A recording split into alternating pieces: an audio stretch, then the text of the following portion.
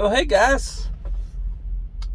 Of course, as soon as I say that, I get thirsty. What the fuck is with these videos starting and I'm thirsty? And why is my Gatorade bottle sticky? Oh, that's right. When I opened it, it kind of spat back at me. So I got all over the side of the bottle, but whatever.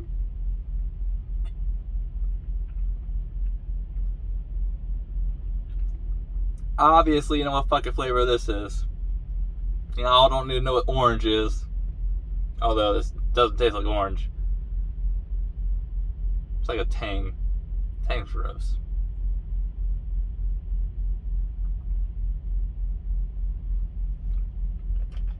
But so is Sunny D. Yeah, Sunny D is also just as bad as Tang. I don't know who thought that was orange, but no. By the way, if you tell somebody you want orange juice and they bring you Sunny D, you don't need those people in your life. Get rid of them. And then that should also be illegal, and they should go to prison with a felony. Because the fuck. But notice this channel's been growing just a wee bit. It's kind of nice to see. We do got Discord. It's just, my name. Just use Handies. Makes it pretty easy. So what? Let's see if I remember the link. Discord.gg/Handies. I'm pretty sure. But this video might be a little interesting. So, you always hear the problems about the industry, you always hear about problems in the trucking industry from people older, been out here doing it for years, upon years, or decades, right? But you never hear about it from younger people, or people even younger people that aren't in the industry. So, I'm 31. Relatively young, right? Hopefully my life's only a third over, not but you never know. That's fine. So what are problems in the modern industry then that prevent people like me getting in here? Or just problems, period? Well, these are going to be in no particular order. But for one, the pay. If you're working on average, you're pretty much going to be working about 60 hours a week. Or pretty much 8, or you could even work 8.5 hours every day and never get a day off. You work a lot out here. So let's just say you work 60, 70 hours every week. Because 60 is a pretty good number. Your first year, you're only coming in here maybe making 50 to 60. Well, okay. If you actually come out here and actually drive, in the first year you'll be making 50 to 60K. It's kind of garbage for the hours you work. Actually, when I say kind of, that is complete dog shit. I did the math off the average fucking local hourly pay. After 40, it's something like an extra 50 grand of overtime pay a year that we're not getting paid for. Because technically, you're always on duty too. It's like, this load behind me, even though I could be in the sleeper berth, if somebody breaks into the trailer and steals shit, I'm still responsible. It's padlocked up right now. Somebody could still break into it, yet somehow I'm still responsible. I could actually get fired over that. It's not fair to me. That's what insurance is for. Yeah, granted, these loads are expensive. It's there's only so much I can do. If somebody really wants a load bad enough, they're gonna get into it. All it means is they can open the doors. There's ways I could park where they can't open the doors. That's not always an option, especially with night runners. Generally, I'm parking most of the day around me. Lots kind of less full. So there's one. Parking, another one. It's there's not enough out here. That's why you see a lot of trucks parked on off ramps and on ramps or shoulders, or getting creative at the truck stops, or just sitting where they can fit. And you think the government or states give a shit? No, they like to act like they do. They only care when an accident is caused, which It's funny how they blame the truck. Okay, for example, On the interstate, right? You could have like a 20-foot wide shoulder, and the truck's parked on the shoulder all the way, like, well, 10 feet deep into it, because the truck's on average about 8 feet wide. So let's just say 9 feet. So, I mean, 11 feet wide, or 11 feet deep. If a car rear ends him, meaning it pretty much went a whole nother lane deep and to hit him, so it went pretty far up the road, yeah, that truck's at fault. As if that car was never going to crash into the wall or leave the road or whatever. Because that makes sense, yeah. Let's blame the truck instead of the fucking car for crashing into the truck. Because for some reason that crash would never would have happened if that truck was not there. Because that's how that works. Heaven forbid drivers actually drive like they're supposed to, stay on the fucking road. Or in the lane. Well, to be fair, the truck shouldn't be there, but sometimes things happen. I've been broken down inside the road where I've had to spend, my 10 hours inside the road on the interstate. It's not by choice. You think I'm happy I'm there too? There's another one. This truck stop food, dog shit. Luckily, I have skinny family genes, but it's like, it's dog shit. It's always the same shit too. Subway, McDonald's, Wendy's, Hardee's, Carl's Jr. It's always like the same vibe. Oh, Burger King. Mostly Subway, McDonald's. Mostly. Oh, Arby's. It's like less than 10 chains, but they're always the same. There's no variety.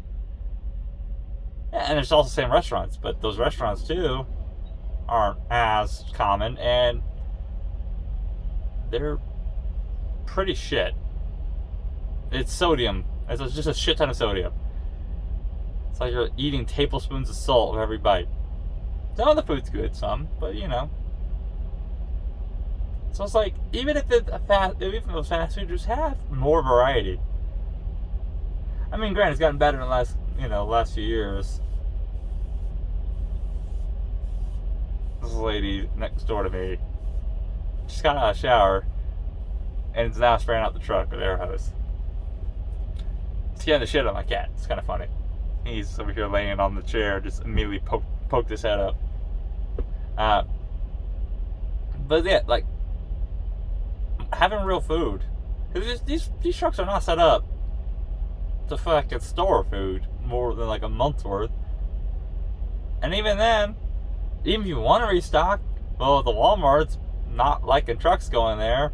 And a lot of the grocery stores don't like trucks going there. Even Bobtail, meaning just a tractor.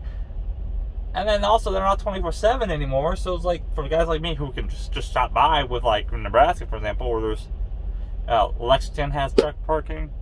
Random has plastic bottle popping. But Lexington has truck parking. Ogallala has truck parking. These are at Walmart's, by the way. North Platte, Grand Island. I mean, not a lot, but it's limited. But they let you stop there or even sleep there, as long as you guys behave. Some of you fuckers don't. But I mean, and then I didn't even mention the home time either. These companies, once you come out of here as a rookie and work a month, they'll give you 1 to 2 days off. They'll give you for every week. They'll give you 1 day, maybe 2. It's like they'll give you as if you're an indentured servitude to them. Yeah. I'm not a slave for you. Like, by the way, I'm working twice as many hours than the average person does in the same week. So therefore, if I want to go home after being out for a month, for 2 weeks, guess what? I'm going to. Ain't nothing you gotta fucking do about it either. It's funny, these companies, they seem to think, they just have all this magical power. And they wonder why they can't hold on to drivers either. Not to mention the family, the stuff at home, the stress at home, kids, whatever else, This industry is always complaining they can't get young people out of here. Well, pay is for one. If you want somebody to sacrifice, they're giving them so much of their early peak, dating years, family building years,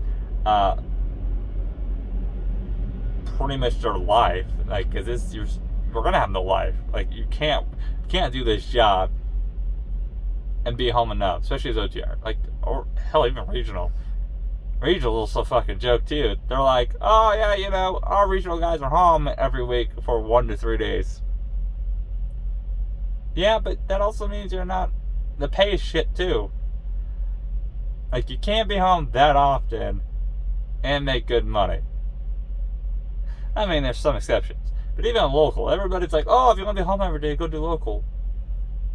But are you really home every day? All those local jobs are 10 to 14 hours. Then you go home and sleep. Then you get up and rinse and repeat. So are you really home? Do you really have a life? Sure, you have, 1 to 3 days off every week. Is that really a life? Well, really? I mean, if I cared, I'm not even going to that point. So if you want people to come out here and sacrifice, you gotta pay them. That's also why I said you should come into this industry starting off like $100,000, and then within 5 years making like 150. It's not like they couldn't afford it out here. They can. They can. Yeah, they can. You know how I know this? Because you've seen all the pay raises the last 2 years. Even on the starter companies. Or, even the starter companies, you're coming in making 60, 65-ish if you're, don't go home as often, 70. Like, I think night pays 47 cents to start now. I'm pretty sure. I think it's for reefer, though. Hell, like, it is, you get a year experience, and most companies, like, not most, but there's a lot of companies that are paying 60 to 70 cents. 60 cents of 100,000 miles? That's, 100,000 is easy. That's only 10 months of driving, if you're only getting 10,000 miles. So, I mean, you can easily do more. And then they got stupid shit like this. Oh, idle shutoffs, or, fucking, yeah, by the way, they're allowed to be in their office complaining about you idling the truck or dispatching, doing their job in the office with heat and AC. But you're not allowed to have it when you need it. Because everybody knows a fucking vehicle gets hotter under direct sunlight than a building does. Known fact. And within 20 minutes of direct sunlight, it's like 20 to 40 degrees hotter inside a car, truck, anything than it is outside.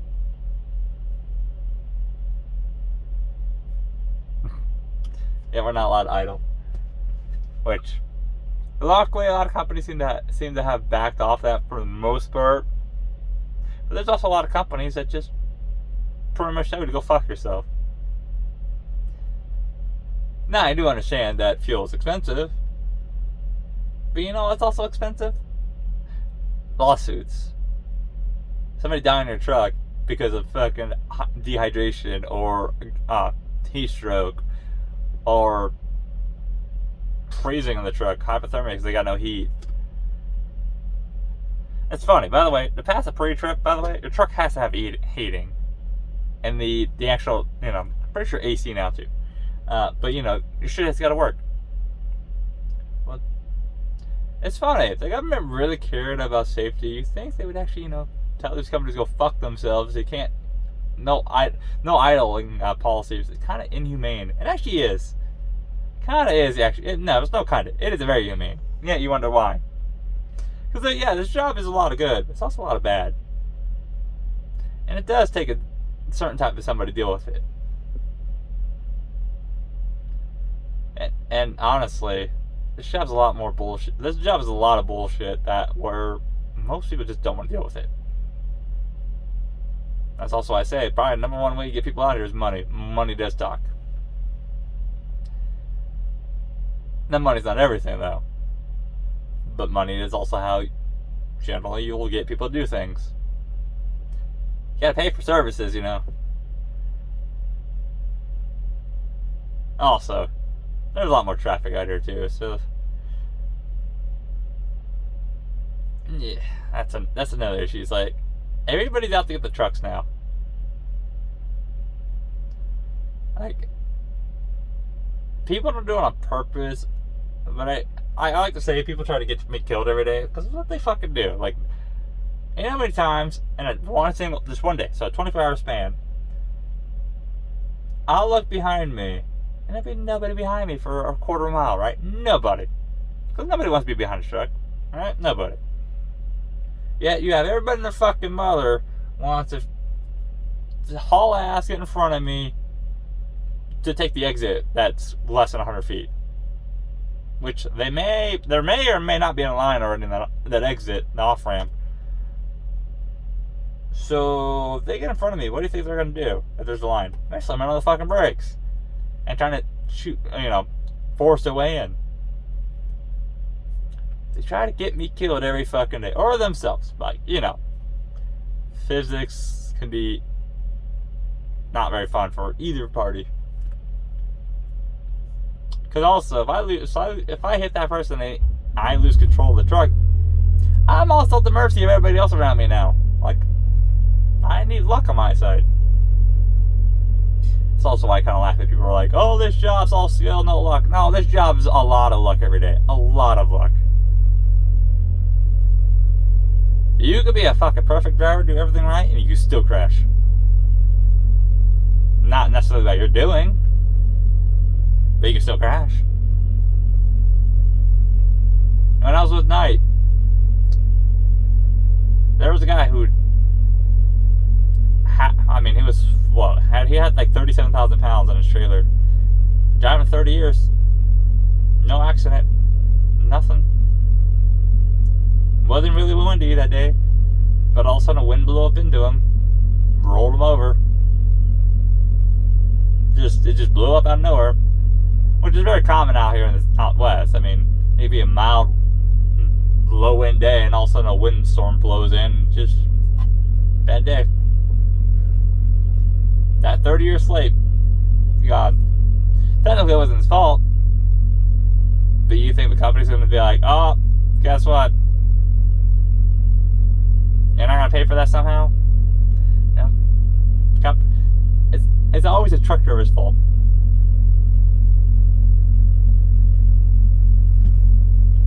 But yeah, there's a lot of problems out here. That's only the major ones too. There are so many fucking issues, little minor ones that it's like, no point getting into. It's like be here all fucking day. But alrighty, guys, I'm gonna go get food and get some sleep at some point. Don't know when, but